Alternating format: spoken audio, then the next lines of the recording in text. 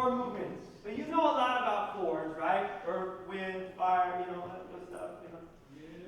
Yeah, well, you're going like, reason! But the four directions, you know, we have all sorts of, you know, things, right? But so four movements, and four is a real powerful term. A real powerful lens, right? Real powerful in many cultures. So that's got me poca, and you can read a little bit more about them here, right? So we went back to these, right? Tezcatlipoca means smoking mirror. And usually with teachers I get really deep into this, but for the purposes of today I'm going to keep moving on. Tezcatlipoca means self-reflection, smoking mirror. It means looking into yourself, constantly doing that self-critique, that self-reflection, digging into your ancient memory.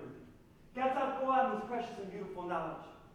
You know, that idea of learning from one another, learning with each other is precious and beautiful.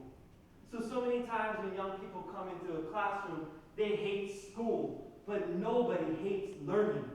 Not one person hates learning. It is deep, so deep you can find it in here, right? So old you can find it in our ancient artifacts, how much learning and knowledge means to us, right? And when you kick this to a bunch of Mexicano kids, they start think like, what? Our people said, what? Yeah, like learning wasn't invented by anybody. It is something that all human beings love to do. So, you know, those of you that have ever been through this, any of you folks of color ever been through this, like, why are you acting white? You know what I'm talking about. That's an ugly thing to hear.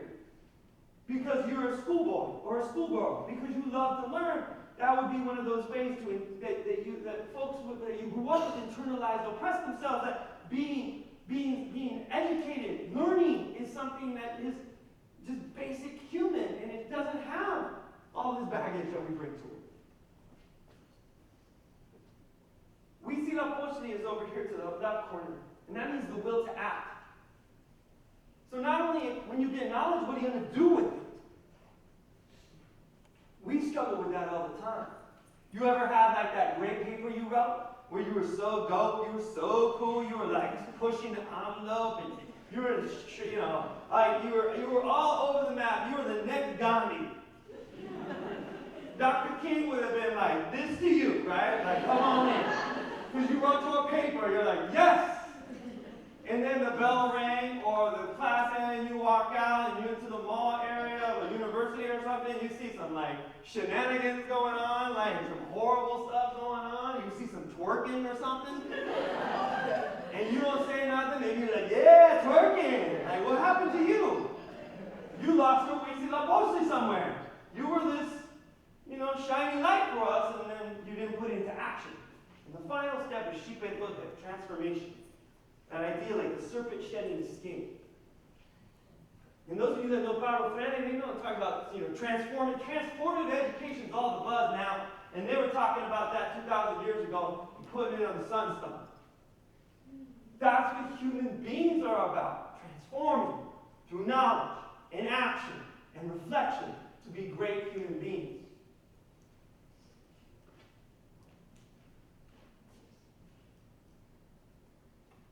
And these were the texts that we brought into. You may recognize some of them. Mostly my class, but you'll see some history texts too. This is the literature we read. And once you believe in the world this way, in a human way, you don't have to get so hung up. Juno always, is it Juno? Yeah, it's Juno. Where are you at? Yeah, there you go. Juno always takes his time. You know, Dominicanos. You know, they got their own island time. Yeah, we all got time, right? Yeah. CPT, Chicago, Indian. Insert your own. Yeah, we all got time. All those books you see were banned by my school district that I worked for since I was 22, 23 years old. I put my entire youth and life into building curriculum around, and my colleagues as well. That's how scary this type of knowledge can be when it's actualized, when it's put in motion.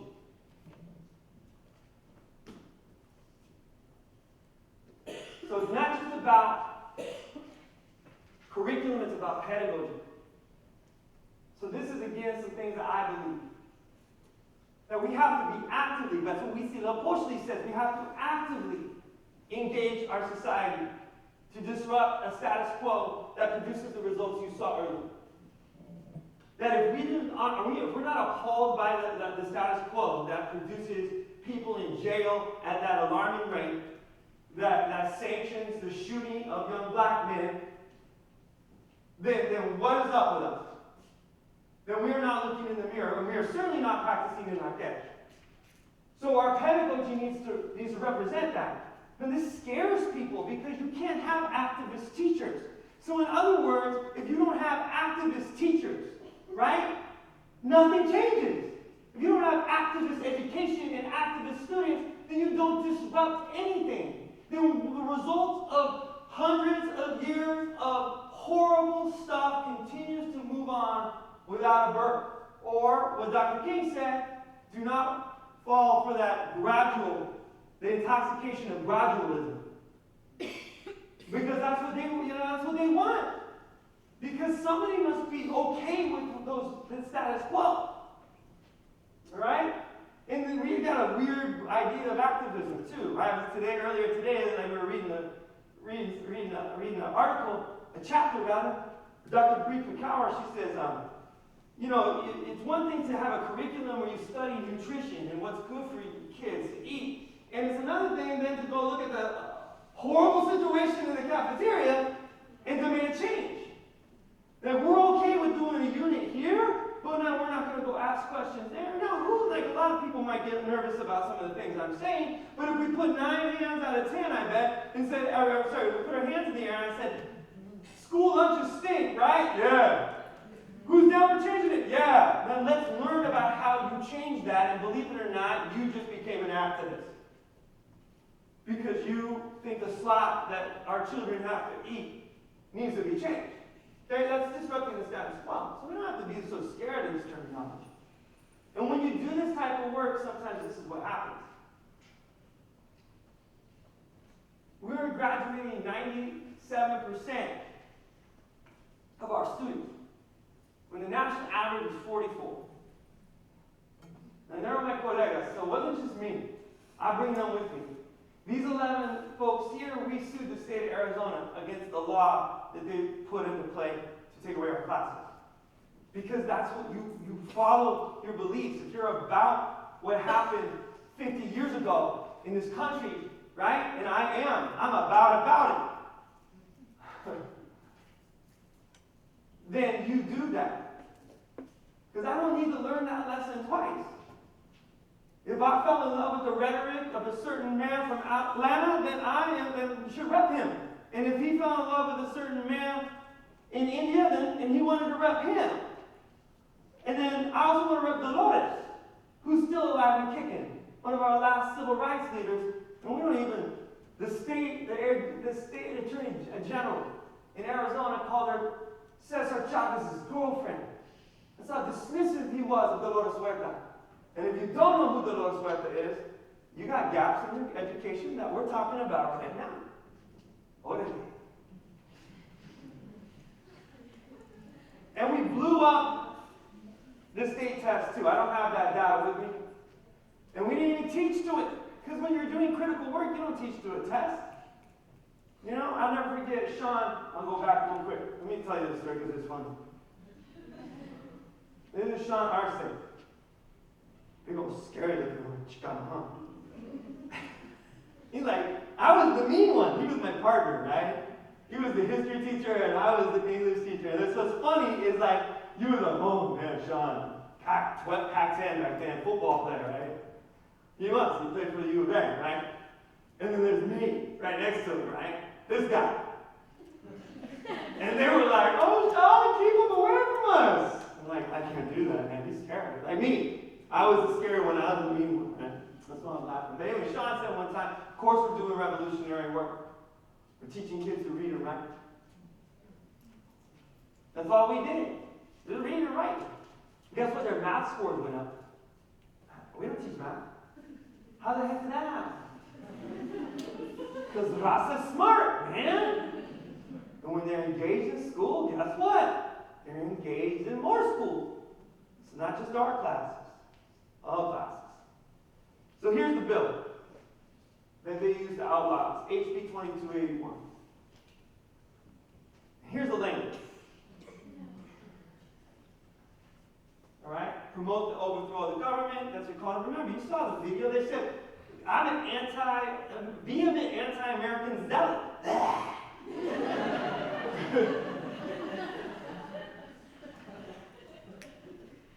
And thank God my mom still lived in California because she was not equipped. My parents were divorced.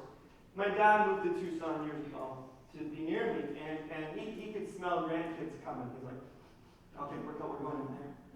Because he wanted to be around me, right? He just knew what was happening. But my mom, thank God she's still in California because they called me racist. They called me hateful names to make this narrative stick. And I'm like, man, it's my little Swedish mom right here. And thank God she didn't have to go through that. It was hard enough seeing it from afar. But that's what they said about us, that we promoted resentment, hate towards race and class of people, designed for men for peoples of a particular ethnic group, guilty as charged. What's wrong with that?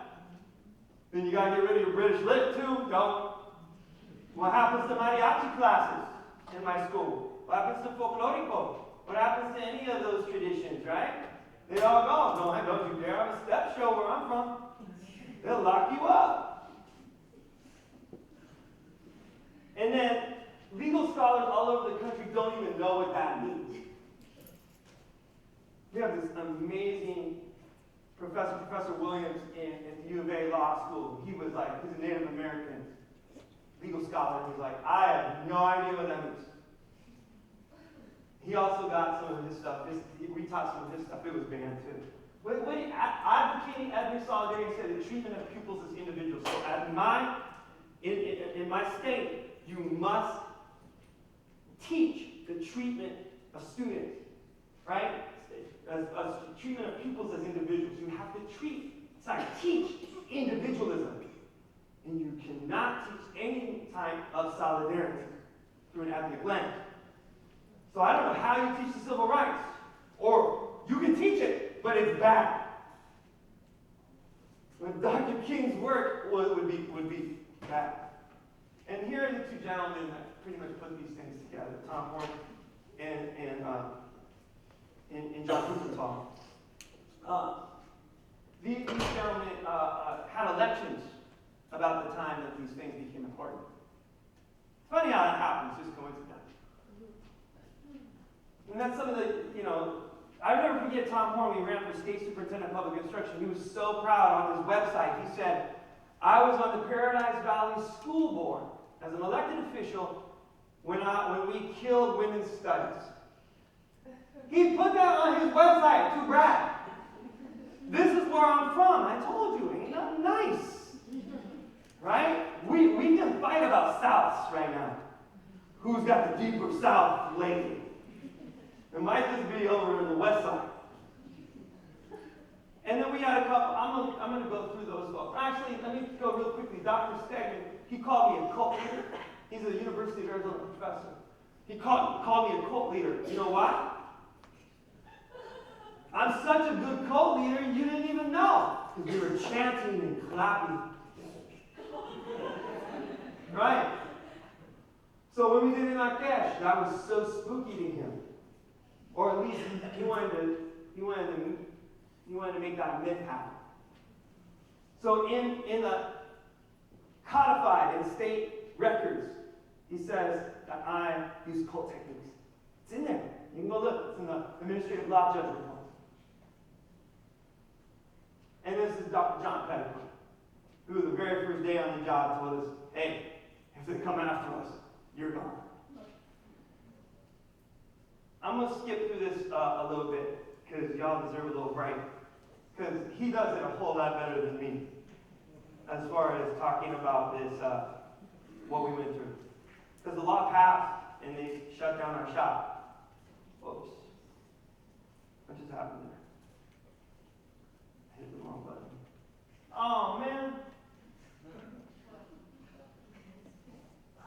I thought I tried everything out before. Oh, there it is. You're your children's education. Nothing is more important. We want them to learn enough to do well in the world, but not so much that they can win arguments with you. But what are they really learning in school? How magical. Follow this eye-opening story. Across the country, public education is failing. But in Arizona, lawmakers have found the solution to the biggest problem facing their schools. Arizona's Governor Jan Brewer just approved a bill banning ethnic studies classes in public schools. And using this new law, the Tucson School Board banned the K-12 Mexican American Studies program. School Board member Michael Hicks.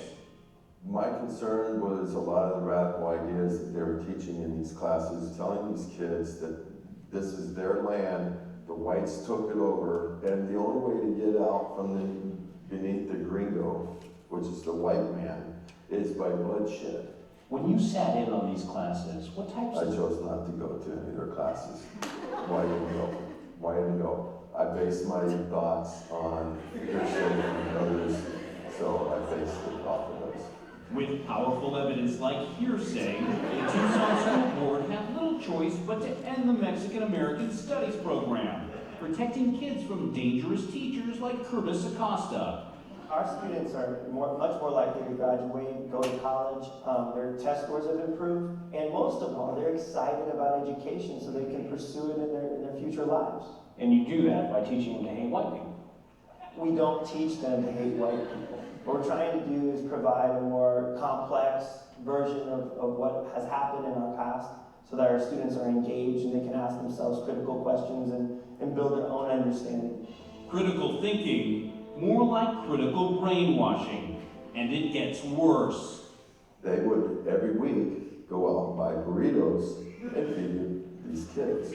What that does is it builds a more of a bond between the teacher and the student. Sure, I'm loyal to this guy because he brought me burritos. Right. You slip your burritos to kids, don't you? Why would we be giving food to our youth be something that frowned upon? When the program goes away, the burritos go away. That's why these kids are upset. No mas burritos. It's pretty offensive. And now that they've eradicated Mexican American Studies from the schools, they can focus on other ethnicities. Honestly, this law won't be applied to any other of our courses. It was strictly written for one course, which is the Mexican American Studies program, and nobody has complained about any of the Pan-Asian or any of the other courses that are being taught. What about the African American Studies program? The African American Studies program is still there. It's not teaching the resentment of a race or class of people. I'm a black kid. Try to teach me about slavery without me feeling resentment towards white people. I'm not going to teach you about slavery. Slavery was... How would I end up here? Slavery was okay.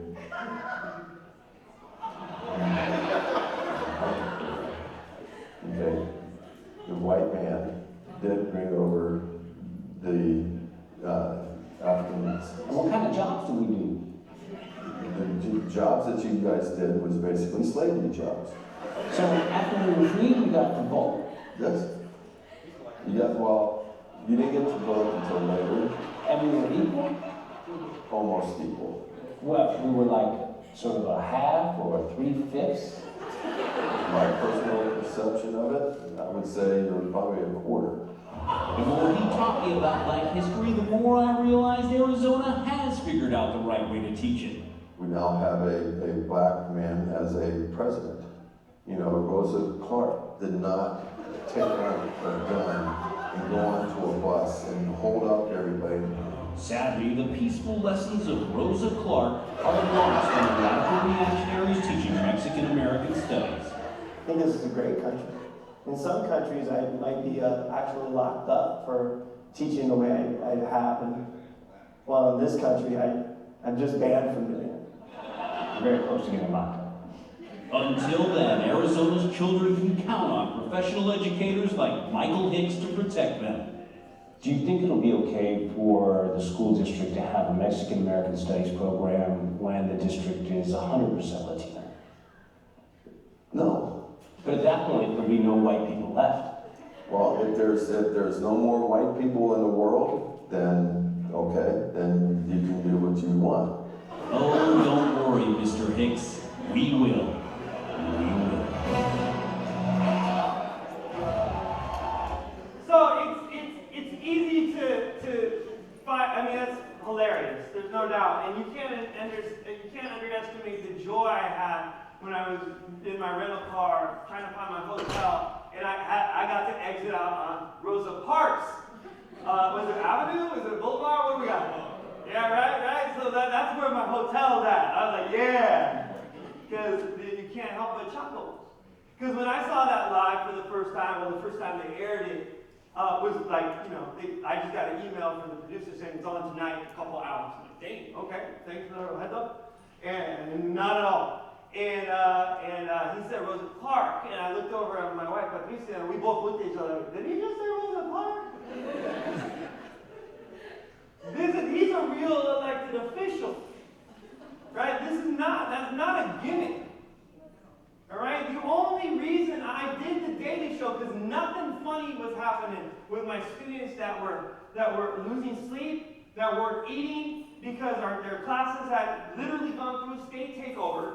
All right? There's nothing funny about that. There wasn't anything funny about the fact that I had no idea what I was supposed to teach the next day and the day after that, and that was perfectly fine. From going from a college prep classroom to nothing and then remedial, that was cool because we were the racist bad people. The only reason I did the Daily Show interview is because of all the news organizations, and I call them that, and I mean it.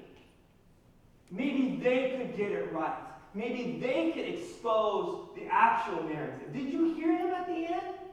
He said, if there's no more white people left, then you can do what you want.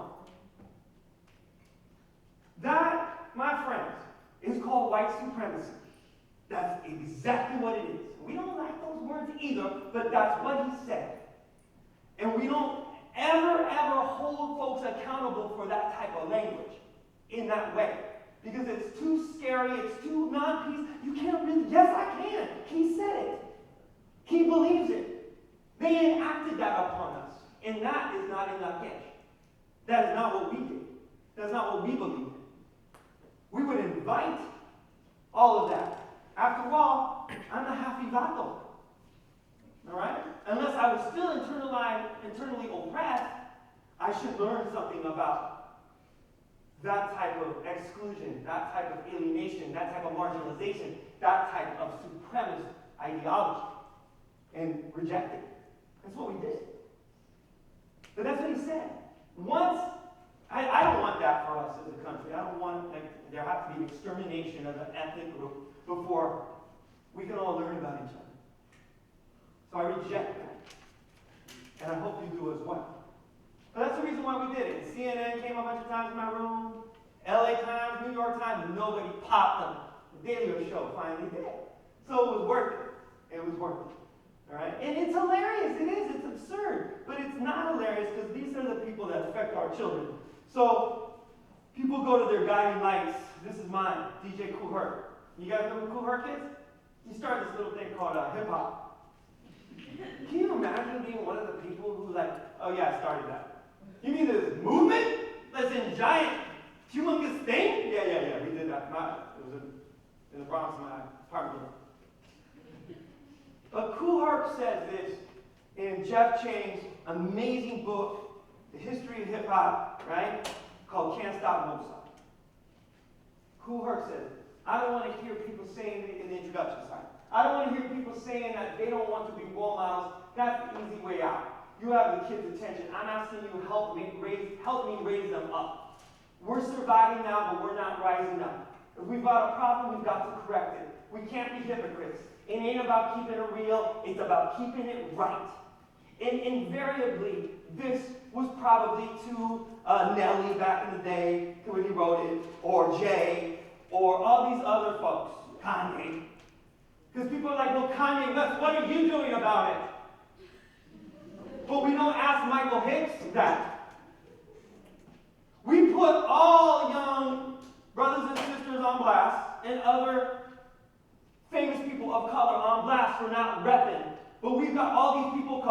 congressmen, superintendents, and we just let those trifling away.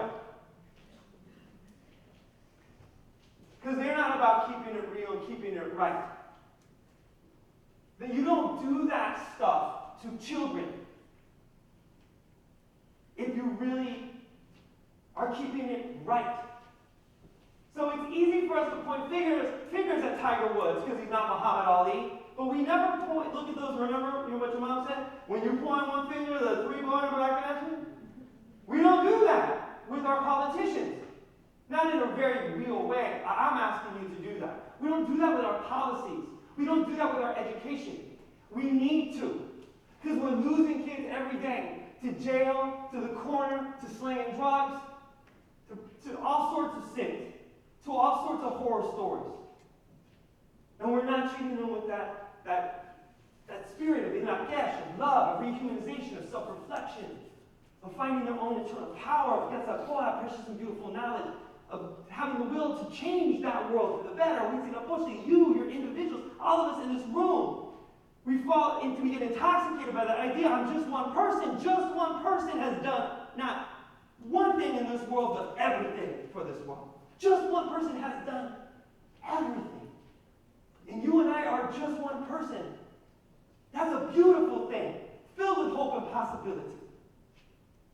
But we have to be able to look in that smoky mirror, find our self-reflection about ourselves, our country, our town, our universities, everywhere, and continue. Have I been a good son today? Have I been a good husband? Have I been a good father? Was I a good teacher in the first period? Did I jack up the staff today with my PD? What could I have done better? I need to think about those things. How can I make it better? What I owe them. I think George heard me say, I'd rather overwhelm you than underwhelm you. Because if I overwhelm you, I can make up for it later. But if I underwhelm you, you turn me off forever. That's the attitude I'd rather have in the classroom from all of us who have the unbelievable pleasure and privilege to teach, to be maestras and maestros. Because the teachers have saved this civilization always and forever. And when a country starts turning on its teachers, we have to really wonder about its soul. And I feel we are turning on our teachers. We blame teachers for everything, and instead of inspiring and challenging them to do what I just said, to continually try to be better. So, I got 15 more slides, but that ain't gonna happen. Yeah, kids were really civically engaged. Vigils, press conferences about banning books. Really evil people said awful things. But I want to leave a little bit of time for us to talk. Because you want a little Q&A, right? And I think it's not quite 8:30 yet, so I don't feel so darn guilty if I do that. If I cut it short. Although that thing that Hubertal says, oh man, it's dope. Have to have me back. I'll do that talk. I mean, it's because he laid out the strategy for eliminating us. It was so filled with hubris and so filled with military analogies. And that was the opposing battlefield for him. That was the opposing army. When he used all these military analogies. It's fascinating. But this is what they did. This is what illegal looks like. And I don't mean that in the sin papeles way, but it could be. I mean that this kind of joy in the classroom and empowerment and sharing, this reflexivity of being tied to one another, this multi-generational idea of living this life and having the joy of spending that time. I was never happier. I was never happier than in that powerful space in room M215. And I had to produce my own form of ethnic cleansing when I took all the beautiful artwork, all the beautiful student work off all my walls and put them in that storage shed I told you about on the corner of Mission and Ajo. That's where it is right now. Because that space no longer exists in this world. And that My friends, that's a crime. So what do? Well, you pick up your boots and you go to Nashville, right? And you teach them and say, we can't do it. We got to do that here, right? And it didn't just happen in Nashville, though. But that's why I'm here, no doubt. I'm gonna spread these seeds because this is what I'm on earth to do. But I started this thing called Chicano Literature After School Studies class with that group of people. We met on Sundays. You may have remembered or been familiar. That's better. You may have been familiar with where I got this idea. It's called Freedom School. We started Freedom School on Sundays. So this group of kids just started showing up on Sundays with me. Like I'm like, hey, I'm going to teach this stuff that's illegal at a local youth center on Sundays. You're going to come hang out with me on Sunday for 3 hours. That's them presenting in Chicago. Those last 2 pictures this last summer at Fremont Street People. This is them giving PD to a bunch of teachers. Yeah, they're giving the PD. That's right. That's what they should. Because they're the ones that have the knowledge. And then what we did is we turned that into Chicano literature, art, and social studies. And there was this woman who's a professor at the Prescott College, and she said, are you doing that Sunday thing like you said you're going to do this summer? I go, yeah. How's it going? It's fantastic. We have 3-hour classes because no one wants to leave. She goes, what do you think about giving college pennant to your kids? I'm like, what? Excuse me? Let me say what?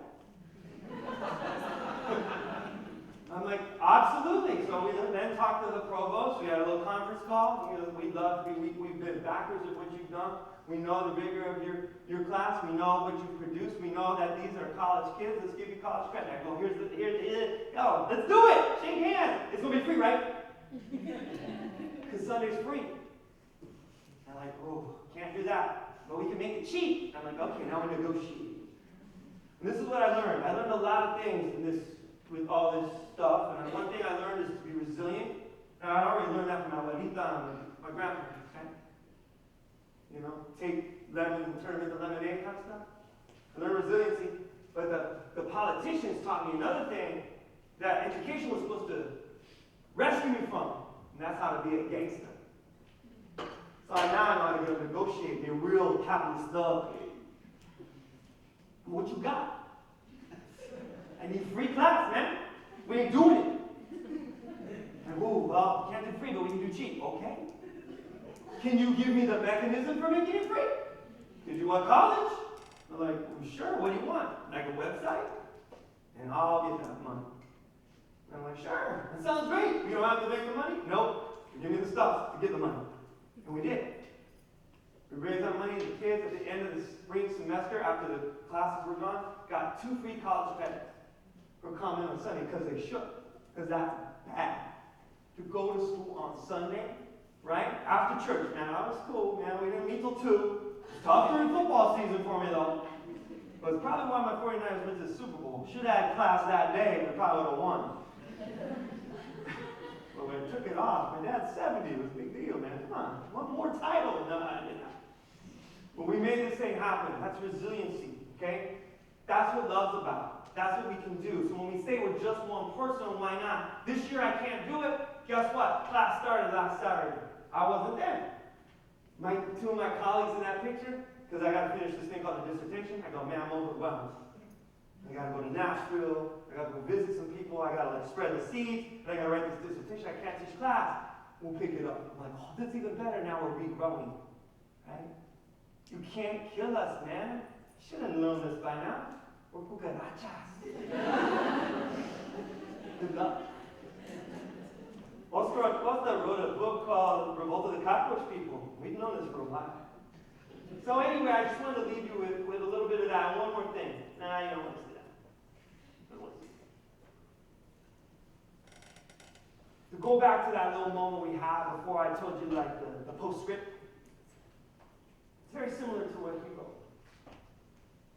And it's what we have to be about. We have to be about believing in our communities and believing in our students in a liberatory way. In a way where school is about freedom. Where school is about rehumanization. where it's about finding yourself and the scholar you know you are, I know you can be. And to have people that back you every day in that way. And in order to do that, my friends, you got to be just like this. You got to have that love and courage. Because that's not the status quo. Status quo is, I'm the teacher. Do what I say. Now, I'm the teacher.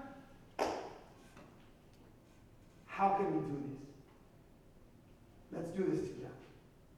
There's a Mexica proverb that I want to end with, along with Pablo's words. It says, you should live every day in honor of the 7 generations that came before you and for the 7 generations that follow. Every day, thinking of those 14 generations. That's how we must live. That's the way you can look in that mirror and you don't mind searching for it because you're not filled with self-hate. You're filled with all the strength that came before you, and you're filled with all the inspiration for those that are going to follow your legacy, our legacy. Right? So we'll close it up here, but before we do that, let's clap it up one more time. The sound of sock and that whole thing. Y'all ready? All right.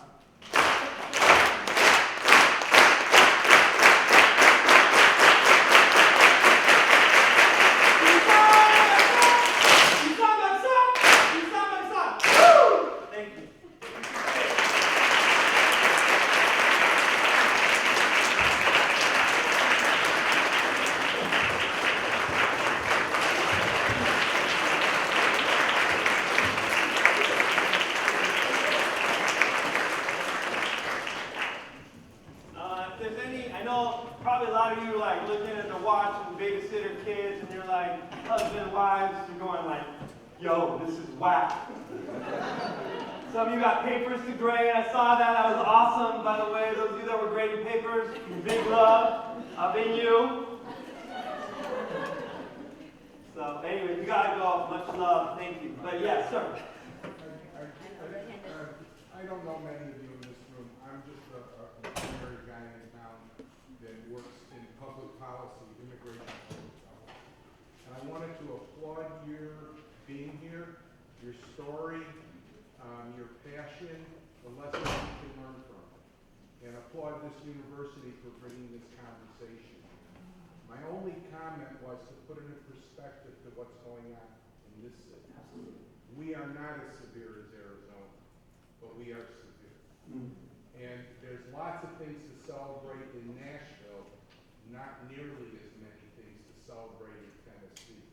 And those of you going into work in this city and this state, that's part of the conversation along with this. We have an enlightened school district superintendent who supports the DREAM Act. We have a mayor that has a welcoming attitude towards people who are different. We have defeated English as the only language in this city. But we have also had repressive law. And there's a tremendous number of deportations going on here, just like there are in Arizona.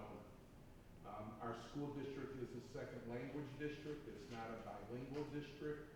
In some states, you can teach the way you have not been allowed to by law. I came from Illinois. It's a bilingual state. We taught in the native language of our students. My point in just commenting to all of you is know your arena that you're going to be working in. It resembles Arizona. Thankfully, we're not as besieged by some of your wackos, but we have plenty of wackos. No, yeah. Sir, what's your name? Poster, Avi Poster. Thank you, Mr. Poster. You know what? That is the reason why I'm here, is for us to make connections. And sometimes I'll go to real progressive places, like where I'm from, like where I grew up, like the Bay Area, and I'll have some person come up to me. Usually it's a person of European descent going, man, thank God we don't have your problems. And there'll be like a teacher of color right next to them going, because when you're blue, there's no problem. I burned people in Seattle about that. I said, y'all green, but when you're going to be black and brown? Red and yellow. And like the other people of color like, yeah! But Exactly, like you need to know where you're at, and you need to not sleep on any of the progressive things that you're doing, because it'll turn on you in a minute. The reason why this all happened is because President Obama won the election. Now that sounds really wacky, but our governor was a Democrat that vetoed. There was 3 legislation attempts that came at us, and she vetoed the first one because she was still our governor, and he won the election. And she became part of his cabinet. And in one moment of like celebration, there became this real new context for us. So you never know how quick these moments of power are going to swing. What I wanted to follow up on is an invitation to any of you. Just like you and your colleagues stood up for social change, we have a very strong activist community here that are working for immigration reform and better public policy here in Nashville and Tennessee. If any of you are interested, what we lack is young people. If any of you are interested, your staff knows how to get in touch with me. And I'd be happy to add you to our list and get you to be part of our social change. And one of the things that happens in our community, like I'm talking about my ethnic community right now, which even though I'm biracial, I self-identify as Chicano, is one of the issues that we have with our activism that we have to be very mindful about is there are many folks that don't have the privilege to put their feet on the ground and to challenge, right?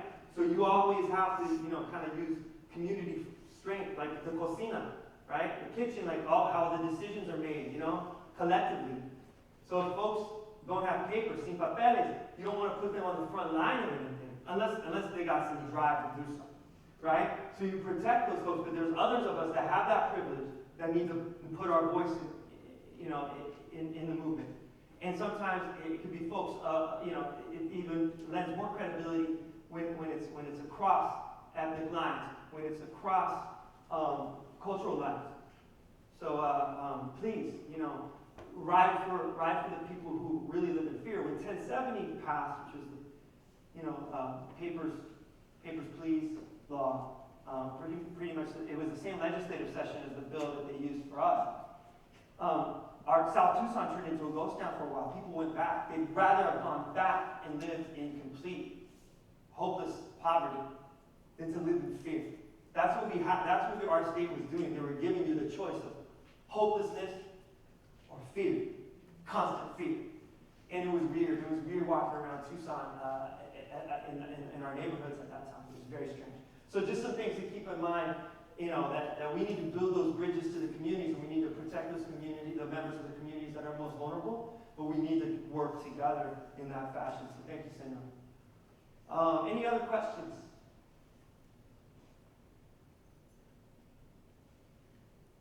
Yeah, I know, they're all looking at you.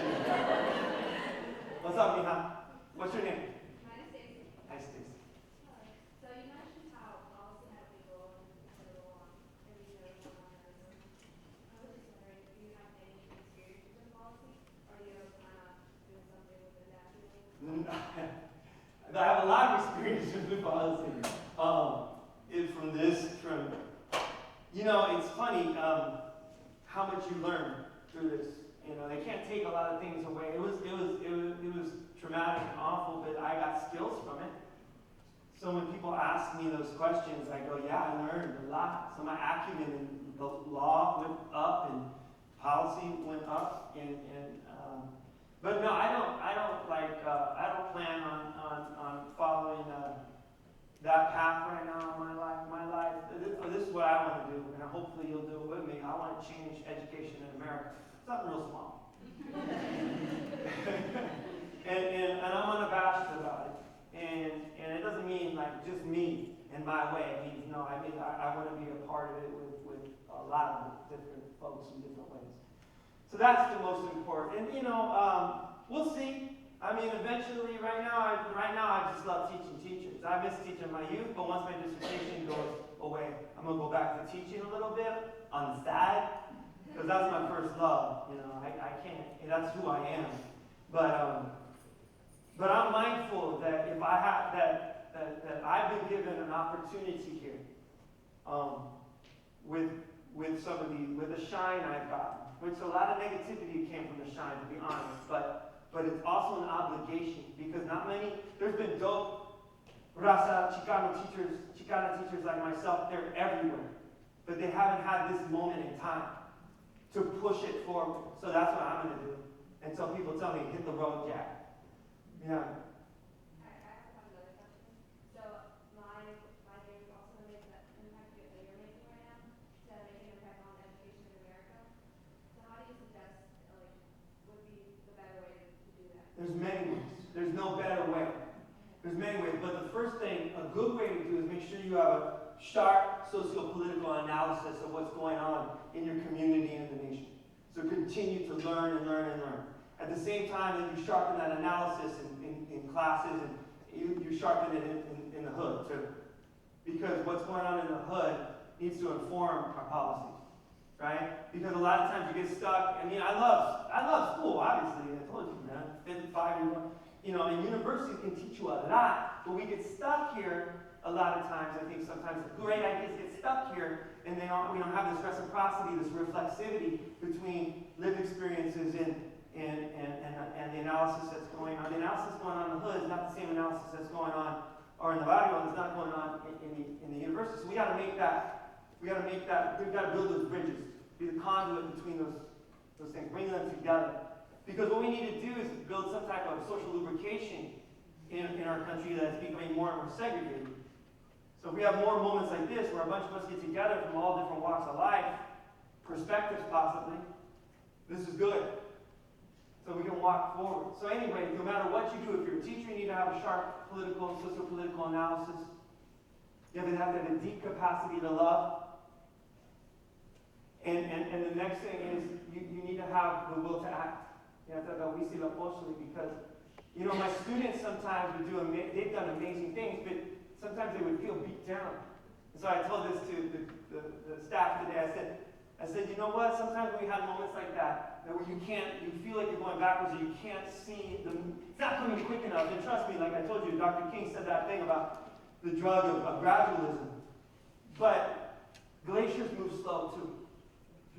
So, you know, as long as you made a little impact today, either in learning or sharing or loving, maybe you did move the world forward in the fashion that we see. So even when that law did pass, and they came in and they shut our program down, we still did something that day and the next day, and we have to do something the next day and the next day. So you have to have that will, and you got to get that knowledge, get that thought, deepen your analysis, right? And you got to love in that case. Yeah. How much room is left within institutions like schools in Arizona to actively resist and chip away at structures of oppression? I'm not gonna lie, I'm scared, and it fuels the fire. Where I'm from is the Wild West of education.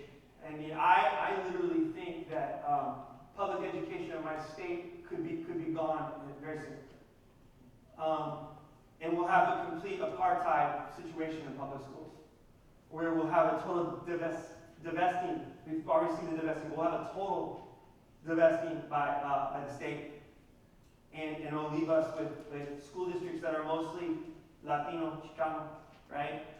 And no way to give them any. We'll have no resources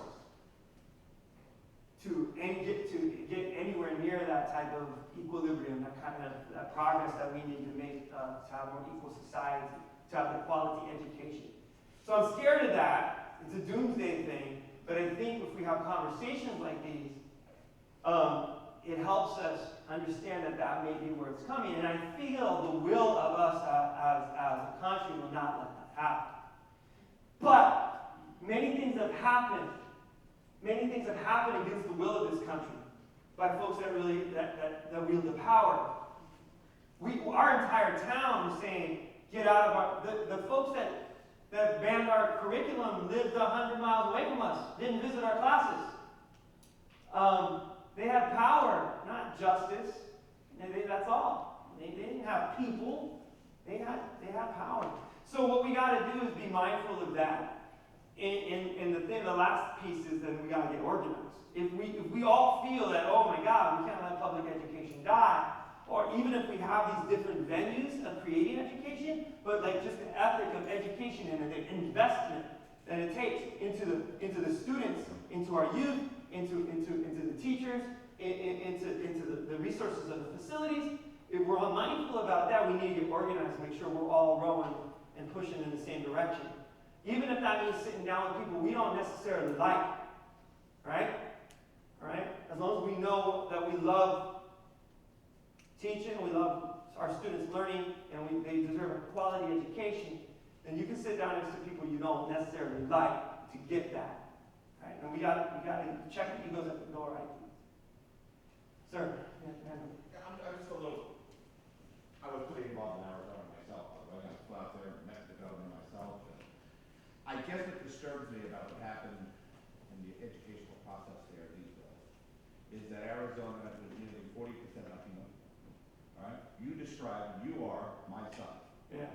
You are my family. So I get that. So I'm an older white guy. What ends up happening though is that from a foundational level, everybody in here has to react. All right? You can't have a state that's 35, 40% Latino, and you can't have them not reacting. All right? From a political perspective. Tomorrow, Conexión Americas is going up to our state capital. All right? And we're going to tell our legislators what we don't like. They thought we would be the first Arizona, and we're not. And we're not going to be the second or the third or the fourth or the fifth, because we're not going to allow it to happen here. And that's what this group of people needs to happen to them. They got to get excited about it and move the needle. And that's what we had the privilege. That's why I always talk about having a classroom as a privilege. It wasn't a privilege because I don't have it anymore. For us to explore these things, to put them under the microscope, to turn into a social justice laboratory. And not dogmatic. Like, what do you guys think about this? But to ask the question. By the way, you can't be the next Arizona because Georgia and Alabama beat you to it.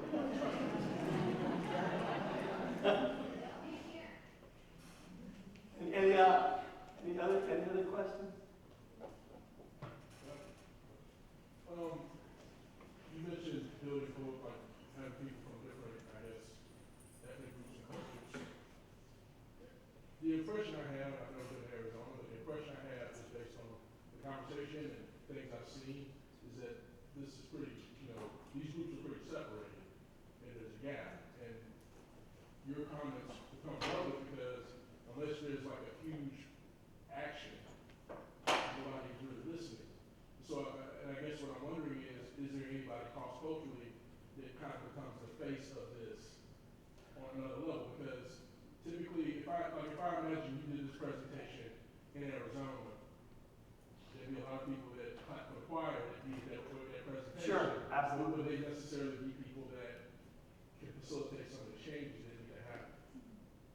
What's interesting about Arizona is we're receiving community constantly of two vastly different new groups.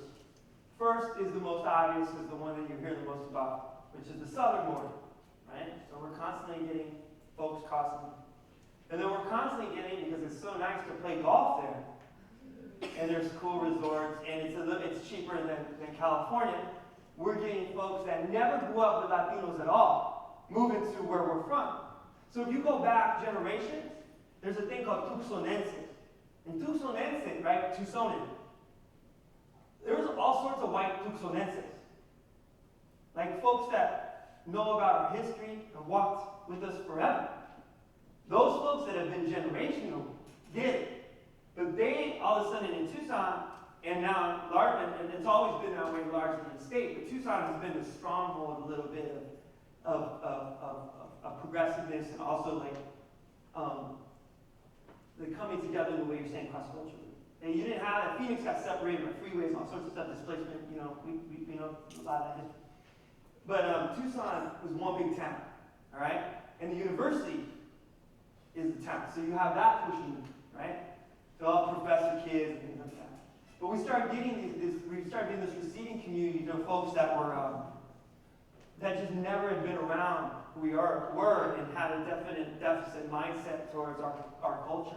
Almost like 100 years dated, now being influxed into our society. So it makes it really interesting because it's fluid, it's constantly happening.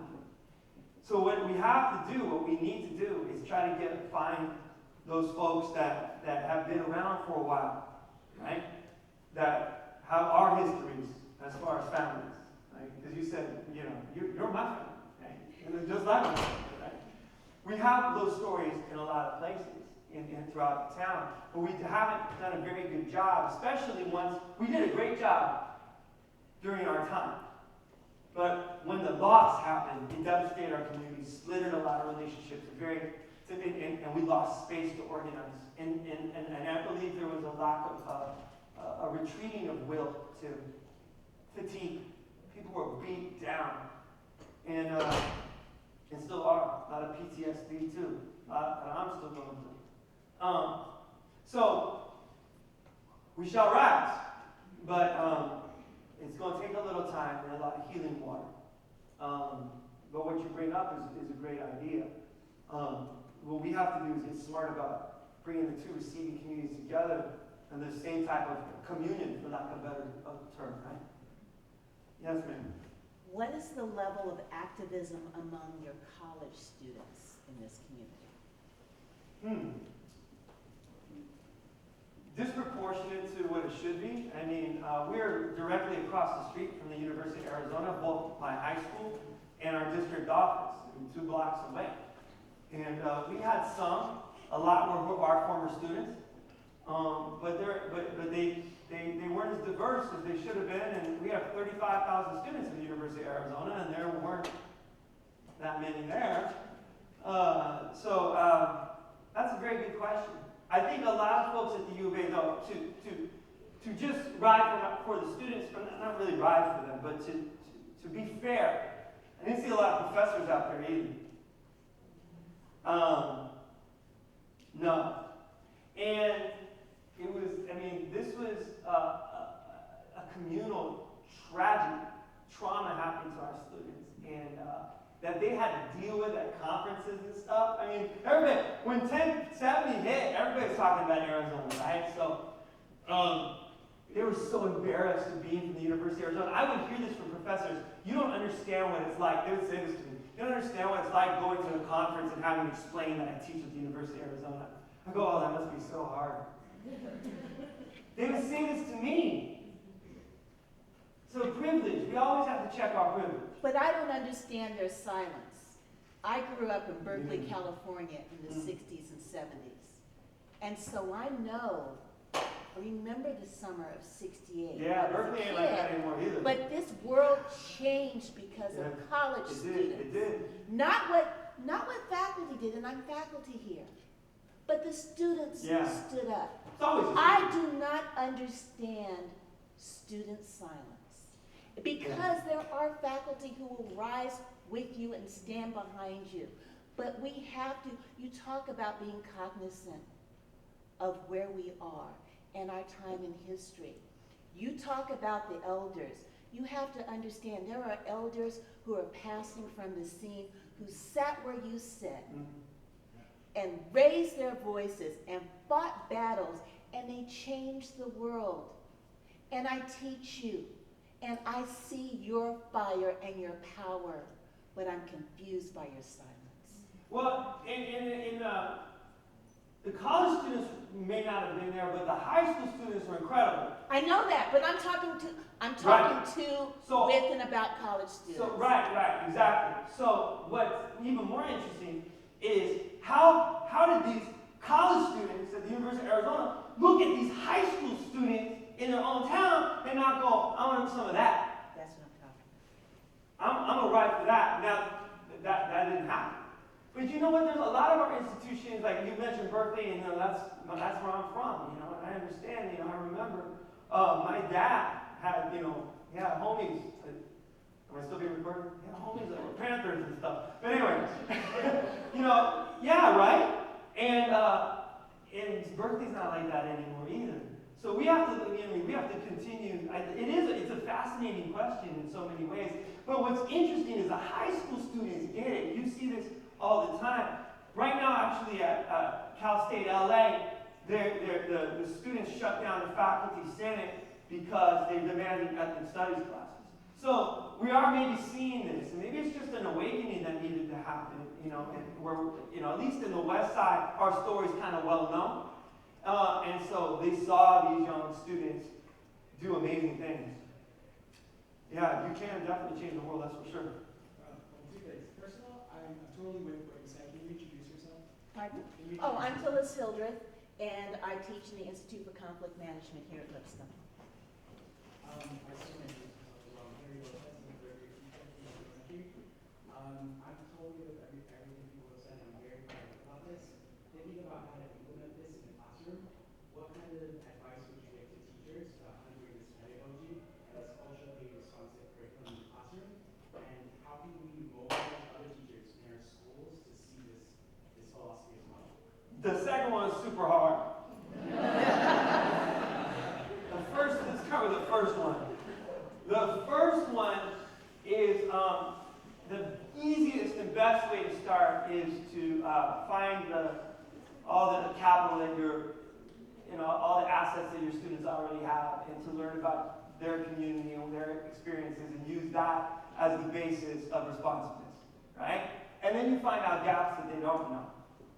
And but when you really turn inquiry into the students and have them, tell them, for me it was personal narratives and reflective journals and things like that, and icebreaker activities that were rigorous, but also asked the students, like we did this assignment that was really an APA annotated bibliography, but it was about books, films, music, whatever, popular media that changed their life or impacted them. So who doesn't want to do that? Who doesn't want to talk about like those things? And then the hard part was like, I got to put in what format? Yeah, just this. But really, I want to just know about who you are. In fact, Priscilla, who's in the documentary, 2 years after she graduates, she's volunteering in my classroom. She goes, I hated that assignment. Except for, why do we have to do all these periods and And then yesterday, because she went to the University of Arizona, yesterday I got an assignment where I'm like, oh, we did this in high school. Oh, that's what it was doing. She was like, why couldn't we just say, this is my favorite song and this and that? Why do we have to do it this way? And then she, 2 years later, she's a sophomore in college and she gets it because she got the assignment. So there's all different ways. Like people think that's something brand new. I got that from my graduate program. One of my professors did that with us. I'm like, oh, this is a great assignment. I'm going to use that tomorrow. Get to know each other and at the same time practice a skill that you're going to need. We can do that all the time. And the Common Core needs to be a slave to us, not us a slave to the Common Core. Right? Like we need to have the right disposition and mindset about the powers in the room. And then here's a suggestion of skills. Or, all right, yeah, we need these skills. But when you focus on the skill first and not the student, that's crazy. One of the things I say all the time is like, we say, I teach math, I teach science. No, you teach children. You teach children math, you teach children science, you teach children literature, how to analyze literature and how to write. You don't teach writing. And when we stop saying that, then, or if we don't recognize that as a departure point, there's those are two different schools of thought. No, I teach this and you come to it, versus no, I teach you. This is so exciting. Let me bring this to you. Meet people where they're at. Find out who they are. And find that out through ways that are going to allow them to go to college or choose a life as a politician, an activist, a leader, whatever they're going to do. But where they're never going to look in the mirror and feel that there's something less than. So that's the way of going about it. And the other thing you do is you read, or depending on what your discipline is, right? You get better at your discipline, and you get better at your craft as a teacher, right? But I can guarantee you one thing I know, when you're both rigorous and authentic with the assignments, one of the things that people struggle with so much with their first years of teaching, called class management, that's a breeze. Because school stops being something done to them and it starts being learning with you. So that's a way to start. The second thing is even Christmas. It depends on, each site's different. But you know what, I finally started to PD with some older teachers, and they're not resistant to what I bring forward. It's because that's how I bring it forward. Because when I do professional development with teachers, it's a class, right? I teach it like class because that's what it is. It's professional development. It should be like a class. So we get to know each other in a way where they're self-reflecting on who they are, what they're about, why they became a teacher, for instance, like today. And then we read a little bit of literature. That inspires the next thing and the next thing, and you just scaffold it so that finally we're looking very critically at the world, very critically at ourselves, but in a way where we don't feel like we're bad people and failures. We feel like there's room to grow. You know, one thing we talked about this morning is how do we set up safe spaces for us as teachers and academics and educators, right? To fail, but not be a failure.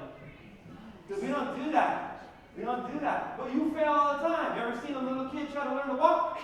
They're not very good at it. They fail all the time. And sometimes it's really funny. Okay, maybe my older son and I are a bit sick when we used to laugh at something when he fell, hit his head. You know, he's okay. But it's funny sometimes. You know, he's like, falls into the couch. Is he okay? Is he dead? No. Okay. Woo, Mom would have been mad. See that? I filmed it. But Santi was failing, and if we just held on to him real tight and moved him from place to place, he would have never learned how to walk, right? He had to learn, and scars and bumps come with it. Same thing in school, as a teacher and a student. But you can't feel like a failure because of that. Because you had because the lesson didn't come off perfect, right? First period was always my first pancake. You ever do that first pancake? Always griddle too hot. It's all like, a little burnt there, this and that. Same pancake, you roll them. The second period would walk in and be smooth. Once, and then they change the schedule on you once in a while. And remember, the second period would be like, why are you so bad to me? Oh, you don't see me with first period, that's why. I'm bad like this every day. And it's bad, disjointed, it doesn't move as quickly, the pacing's off, that's what I mean, right? But I think veteran teachers like myself, number one, when a person like me comes in, they're like, oh, who's this a-hole, right?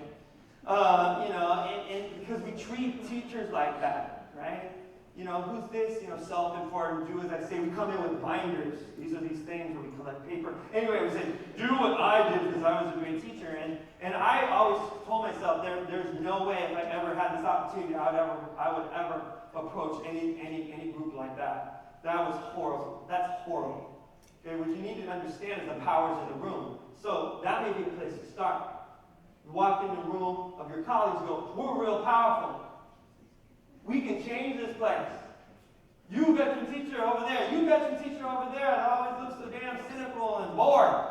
I need to learn from you. You got stuff that I need. Let's figure this out because what's going on right now is jacked up. And most of your principals will be like, is that what I should be doing?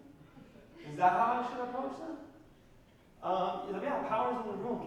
You're the experts in Nashville, and you're the experts at your school, and if I came in there, I would just want to figure out what you're doing, what you want to do, maybe how we can move things together, and I can suggest some readings, and we can just play.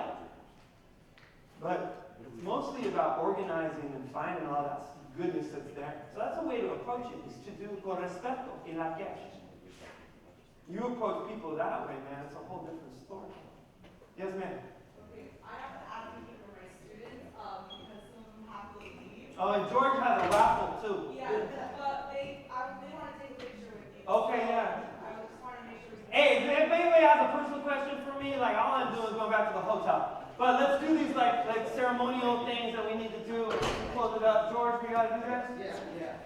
So, before we do that, I just want to say thank you on behalf of Teach for America for all of you guys coming. Say thank you to Lipscomb again, especially to